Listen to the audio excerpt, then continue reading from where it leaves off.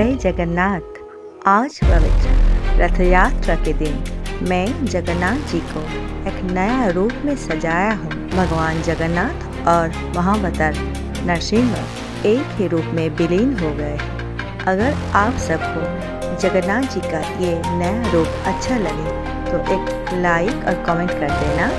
मेरे चैनल को भी सब्सक्राइब कर लेना। जय जगन्नाथ।